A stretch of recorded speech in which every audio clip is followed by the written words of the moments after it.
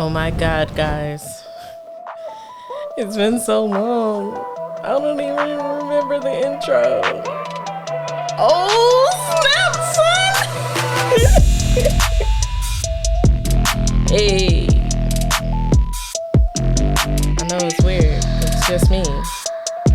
But y'all will get used to it, I'm sure. Oh my gosh. Goodness gracious, guys. It's been forever. Welcome to the Feelings Ain't Facts podcast.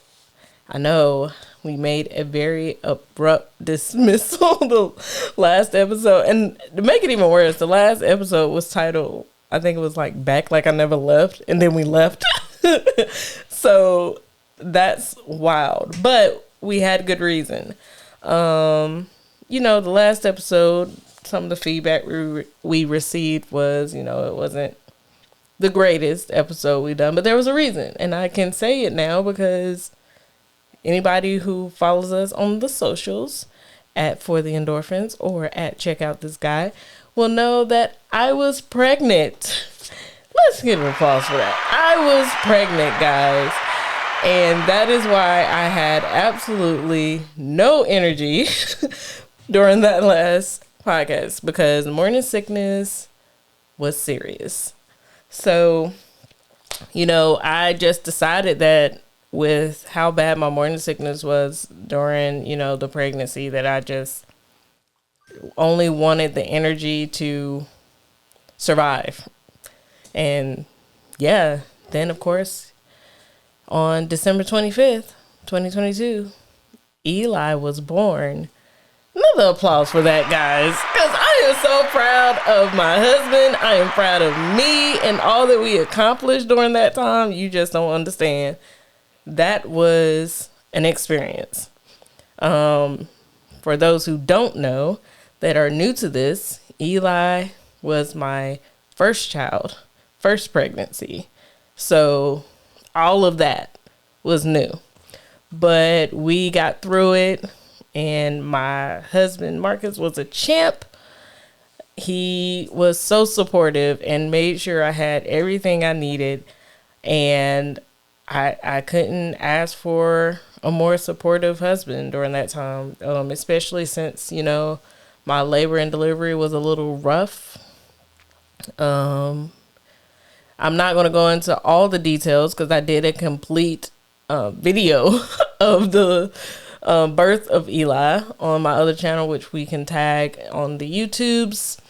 But it was very nerve-wracking, that experience. And I view mothers in a whole new light. My own mother, I've told her multiple times, I don't know how you did it. And you did it more than once. Like, that's wild to me that you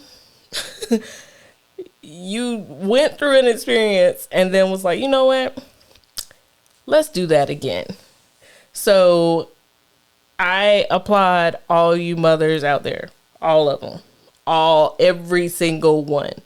I applaud you because that takes strength. It takes a level of, mental clarity and, trusting your body. And it's okay. I love you, Eli. You might hear him in the background every once in a while. He's usually attached to my hip. Now he's stuck to his dad, and he's like, what is going on, Mom? But all that being said, we are back. I'm trying this solo thing for a little bit, but don't worry. Marcus will be making appearances here and there, but he is focusing on honing his videography skills, which I support because your girl's going to need them in all of her business endeavors that she's trying to get into. So I am for it, and I am going to continue to support that. And I pray that you guys do too. And you can support by following him, encouraging him at Check Out This Guy on Instagram. Check him out because he's the guy. Now, I went back and forth like, solo podcast. What am I going to discuss? How am I going to keep you guys, focused and keep you tuned in And you know what? I just wanted to have a real conversation considering this is my first time back in almost a year. If I remember, when we first, well, the last time we posted, I want to say it's been pretty close to a year. I think we posted, well, a little over a year now that I think about it. I think it was back in April. And yeah, yeah, it was back in April, May time frame. And I just wanted to sit, be real with you, discuss my feelings, and we can go from there and you can go on this journey with me because I have a lot to talk about as it pertains to fitness, postpartum, and just parenthood, all the things that has changed drastically in my life. I used to get up at 4 in the morning to work out, and then it was 4 in the morning to feed a baby. So I have been struggling, guys. I seriously have been struggling. My time management is all jacked up. I'm trying to make time for hubby, trying to make time for work, trying to make time for Eli, trying to make time to take care of myself, do my fitness goals. Because, fitness is my thing. That's my outlet. And your girl has been struggling and struggling hard. And I don't know the best way to really get through that, just outside of to continue getting through it. I'm not staying stagnant. I'm trying new things, and I just want to get to a place where I am wholeheartedly, like, for real, just got my stuff together. And I'm not there yet. Will I ever get there? I don't know. Because as Eli gets older, the circumstances will continue to change. I mean, even in the first 9 months of his life, like, things has changed. Like, he went from being this newborn to being, a mobile infant. And it's like, now we're trying to, make sure everything is baby proofed. We're making decisions about him going upstairs to his room instead of sleeping in the room with us. And it's constant change. And my life before him was so structured that trying to come up with a schedule that doesn't change much is very hard. Trying to just make time for my husband, because I have trust issues. I don't know about any of the other parents out there, but, I have some serious trust issues because we don't live near family. And so and our friends are like almost an hour away. So we have very limited people in our vicinity that we can call on to say, hey, can you watch Eli? Without us feeling like it's a hassle or a burden. And I just know that I personally don't want to just give my child to anybody. I just don't. Like, he's too young, especially since he can't talk. It's hard for me to really just let him go to somebody's house for them. I don't care if it's only for an hour. Based on my past experiences, anything can happen in an hour. And he's too young to talk and express that to me. So it's way harder for me to pick someone and say, you know what? I trust you with my child. Can you watch them for an hour or two? To me, that's asking a lot. So that one-on-one time with my husband has become very limited, and the dynamics of our relationship has changed drastically. We can't just get up and go anymore. We can't just, start to be like, babe, you know what? Let's do date night this weekend. Like, you want to do family night? That's basically what it's turned into. Eli's going out to eat with us. You okay with that? You kind of have to be. If you don't want him to go, then I guess we're not going. Like, we used to go get pedicures together. That has now ended. He's like, I don't even want to deal with if Eli is crying or anything like that at, the nail salon. So you go have your me time and I'm going to just stay home and watch this baby. Which I'm like, okay, cool. Thank you. But end of the day, that was something that we both used to do, So that has changed. So finding that time with Marcus has been ridiculously hard. And it has impacted our relationship, and we are trying to work through that. Another side of it is feeling like I am a horrible wife or mother. I had postpartum depression. For those who know and follow me on socials at For the Endorphins, the number 4. I struggle with depression, and I'm not even gonna say I struggle. I don't like saying that in a negative. No, I am battling depression and anxiety, and unfortunately, my depression got worse and my anxiety got worse with Eli, to the point where the midwives were like, "I think you should try these meds. Like, doesn't mean that you're crazy or losing your mind. Sometimes your hormones, we just need help." And I've always been against medication. No offense to people who take it. In my mind, it was like, oh, so y'all think I'm crazy out here. Y'all want to lock me up. That's where my mind went. And I'd start bawling, crying, because, of course, that's where my mind went. However, for the sake of my child, though, I'm going to do those things that I may not want to do if it will help him. And so I got on the meds they recommended. And lo and behold, look at God.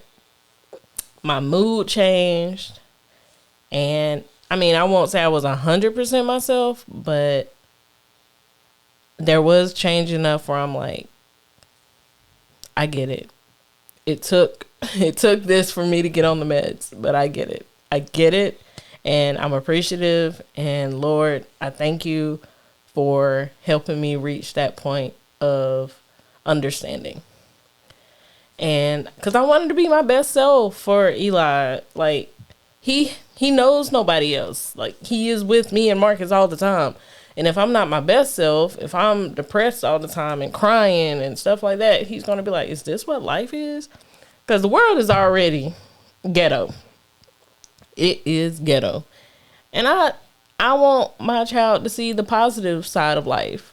And if he has to use me to see that, I want him to see that. But I also, don't get me wrong, I want him to see, the negative, like, hey, my mom's crying, but she's still going to make it through. She's still pushing through. I don't want him to give up because he's seen me give up. So we are making sure he's growing up in a household that there is some struggle, but there is positivity at the end of it. There is a light at the end of the tunnel.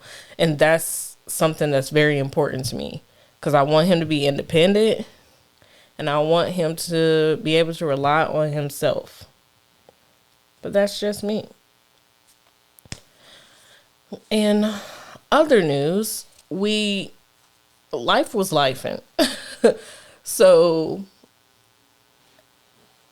I love Eli, but homie messed my body up. So I had to get a C-section. So, of course, there's that and all that comes with it. But then I had to go to the chiropractor. Well, I continued going to the chiropractor because I was going to the chiropractor during my pregnancy. But then it was like very clear to me that something wasn't right. Because after I had him, I'm thinking, oh, the bounce back's going to be real, and it wasn't, still ain't, if I'm being honest. I found out that, because finally my chiropractor was like, shout out to Dr. Harper. My chiropractor was concerned because he was having to keep fixing my hip, and he was like, all right, you're not pregnant no more. Like, yeah, during pregnancy, your hips widen. So it kind of made sense that I was already like semi having hip issues during my lifting. So I weight lifted all the way up until like my third trimester. And then I started using bands. And then eventually I was like, yeah, all I can do is walk at this point. But so he was constantly adjusting my hips, right? Well, after that, after I had Eli, when I say after that, after I had Eli, he kept having to do the same adjustment, which doesn't make any sense whatsoever. So I'm sitting here like, homie, what is going on? And he was like, you know what? I couldn't give you x-rays because you were pregnant, but now we're getting x-rays. Or x-rays, MRI, one of them things. So I went, got my little images taken. And yeah, I already knew I had hyperlordosis, which is basically a super arch in your back. I already knew I had that. I knew that from a young, like, I found that out, like, after I graduated college years ago. But what I didn't know was that I had a kind of scoliosis. I think that's how you say it. Don't judge me if I'm saying that wrong. But that's why I've been, and I guess pregnancy just amplified it and made it worse. So that's why he kept having to readjust the same thing, because I keep most of my load on my right side, which of course weakens my left side. You know, it's a whole thing. I'm not going to get into the science of it because I am not a professional, but my hip was jacked up. So I got benched, you guys. So if you follow me, I haven't been posting any weightlifting reels or stories, because I usually like to encourage people. I would post my, hey, I'm up this morning. How about you? Let's get that workout in. Let's move, guys. Yeah, I haven't been posting that. Simply because I can't do any load-bearing exercises. And at least Dr. Harper knows me enough to say, you know, you're going to be bored if I give you these body weight exercises. So he's trying to figure out what's best for me, and we haven't figured that out yet. Because he doesn't trust me not to lift heavy, because he says, I don't know what heavy is for my body right now, which is an accurate statement. I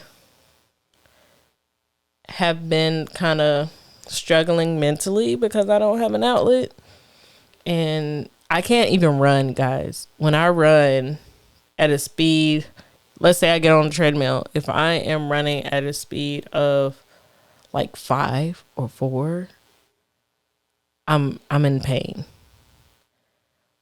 So walking is okay, but I can't do too much walking either, because a lot of walking makes me hurt as well.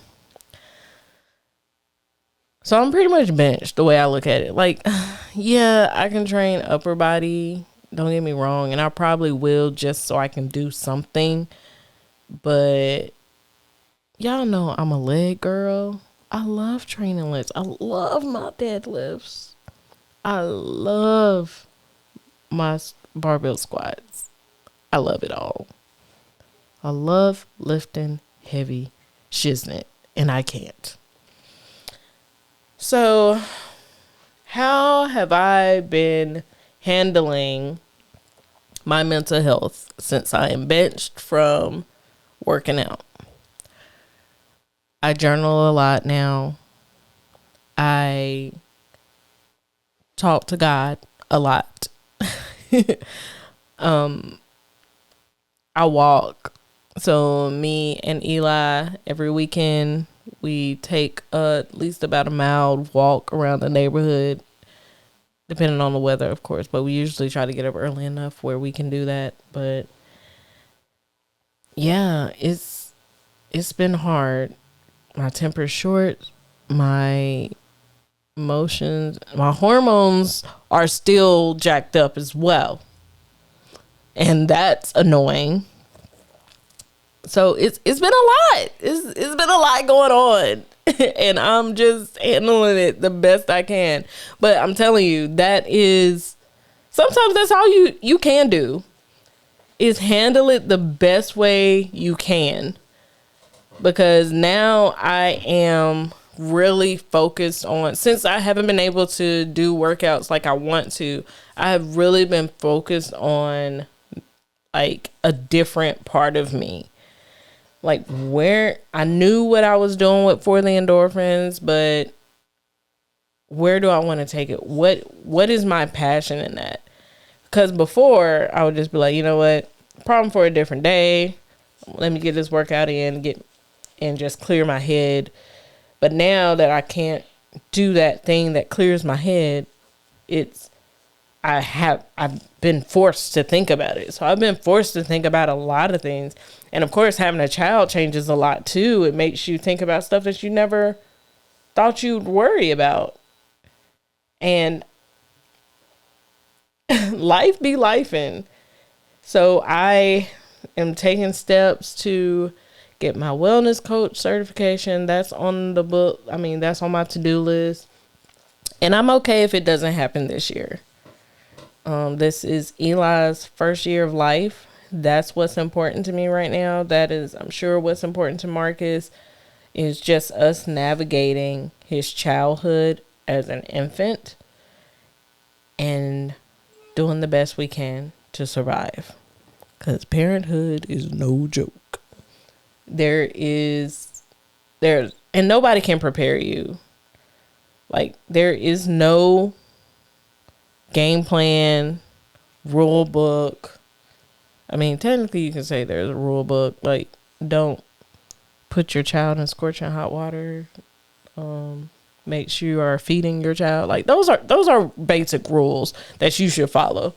But as far as how to raise a child, teach him morals, right and wrong, and all that, integrity, there's not a game plan pamphlet that you get after the child is born. It's basically, you pop the child in and it's like, here you go. All yours. Take it home. Be merry. And I don't care how many books you read. I don't care how many people you talk to. Because Lord knows everybody and their mama gonna want to give you advice on how to raise your child. But you're going to figure it out and do it your way. As long as your way isn't causing harm, do what you feel is best. At the very least, I have learned that. Do what you feel is best to raise your child. I mean, it got to the point where me and Marcus was like, okay, he's breathing. Oh, he made it another month. Oh, thank God. We're doing something right. The child is still here. He is not hurt. He is growing. He has 2 little teeth that then came in. We are doing something right, guys. Applause for the parents. Applause, because your girl is happy that she's gotten this far. She is, I can't be, I don't know. I know I'm being extra right now, but you don't understand. Like, this has been a long road. I see you, baby. And I ain't gonna say I didn't think I could do it, but I kind of didn't think I could do it. I thought I was gonna have a mental breakdown, you guys. But I'm here. I am here. Pull up on me. Pull up on me. I'm here. Pull up on me. So I'm happy. I hope y'all can be happy for us. And yeah, I just want to spend more time with you guys. We are working on our own business things. Like I said, for the endorphins, I'm doing things, trying to make things happen since, I ain't going to say I have time. I'm making the time. Marcus, like I said in the beginning of this episode, he's honing on his videography skills. He's still out here doing his photography stuff. So sexy. So we are hustling and trying to make a better life for ourselves and our child. And y'all are still important to us. Like, we literally was sitting in the living room and was like, we haven't did a podcast episode in a very, very long time. Are we letting that go, or what are we doing? And I was like, no, I don't want to let it go. I want to try. I want to try to keep things going, because talking to y'all is a form of relief for me. I didn't come in here with a topic list. I just came in here to talk to y'all and be real and be true and just let y'all know how I'm feeling. I ain't spitting nobody's facts.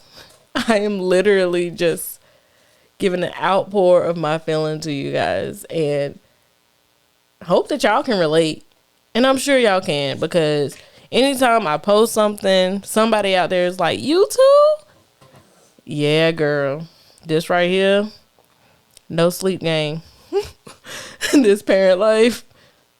Yes, I understand. And I love it. I love having that community and sense of having that level of support. And I never want that to die.